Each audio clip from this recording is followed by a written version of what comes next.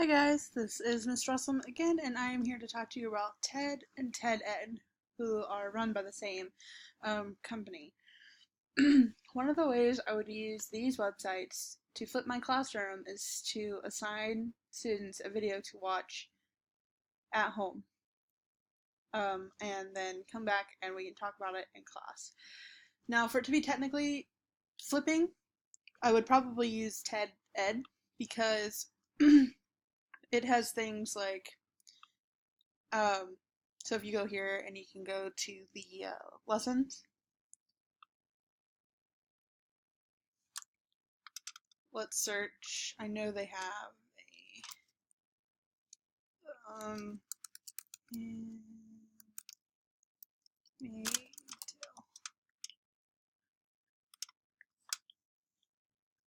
so this would be a good introduction to a book.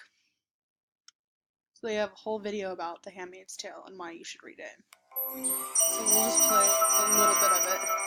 Fundamentalist regime called the Republic of Gilead has staged a military coup and established a theocratic government in the United States. The regime theoretically restricts everyone, but in practice, a few men have structured Gilead so they have all the power. So these are videos made by actual creators, and you can see them here, or actual educators, and you can see them there. And they surround books, they surround scientific subjects, they surround math, that kind of thing. And students can use them to learn more about the subject or as an introduction to a subject. They also have really awesome buttons, which I think is cool. You can do this think. You could have them take this little quiz here.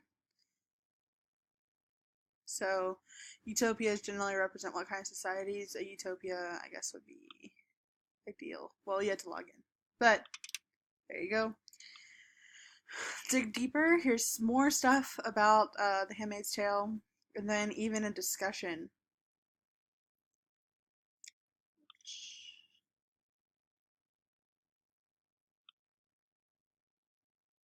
So you can see that they've had this whole little discussion here. And I think that the TED Ed videos are just a great way to get students thinking about a subject before you use it in your classroom. We can look at one more. Then we'll look at, let's see what they just have for lit in general.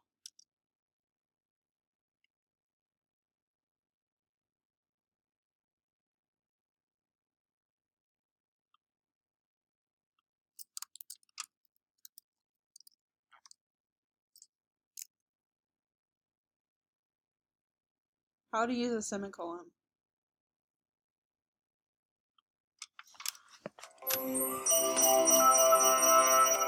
Semicolon is struggling with an identity crisis.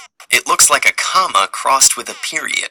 Maybe that's why we toss these punctuation marks around like grammatical confetti. So if I wanted students to be able to use a semicolon, or I wanted them to be able to go back and review a semicolon, I could assign these videos in order to kind of stop the drill and kill method, stop the lecturing, stuff that, kids don't, it's not as interesting as these cool little cartoons, and it's not going to stick with them as well. In order to introduce a bigger topic or idea to my students, I really love using TED. So TED has so many different types of videos. It's actually really kind of overwhelming. Here's one of my favorite. Every kid needs a champion. Highly recommend, but that's more for our teacher. So if I wanted to use these, I would probably use them as some sort of like Socratic seminar starter or discussion starter. So now we are under topics, so it's an easier way to kind of tackle all of these different videos. So let's say I wanted to start a Socratic seminar on something like bees or books. Let's do books. There are so many different. This is a really good one. 12 Truths I've Learned from Life and Writing. And this is an author. She wrote Bird by Bird. And he says, this could be the best day ever. And other times, in the middle of the night, he calls out in a tremulous voice, Nana, will you ever get sick and die? I think this pretty much says it for me and most of the people I know, that we're a mixed grill of happy anticipation and dread. So I sat down a few days before my 61st birthday, and I decided to compile a list of everything I know for sure. There's so little. Okay, so immediately after you watch this video, you could have them compile a list of everything you know for sure. How do you think that would change when you're 61? And then you can go from there. So these videos are just a great way to introduce a different type of thinking outside of where does the semicolon go, or outside of what is this literary concept. This is real world thinking. This is a great way to introduce them to topics that are in novels that they might not ordinarily see. Like, there's one on euphemisms that you can use with 1984 that I just put in a lesson plan. But the sky's the limit with TED. There are so many different videos.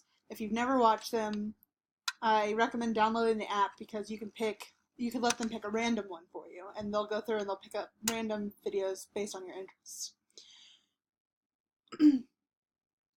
So I hope you guys find this tool intriguing. I know that I have. And I hope, here's a newsletter. This is a good one to sign up for. I have this daily email or a weekly email because they will email you every day. But a weekly email is good too, so you can see all the good TED Talks or all the popular TED Talks that they've had all week. So I hope you're able to use this tool in this classroom. I hope that this has been a good instructional video for you. Thank you.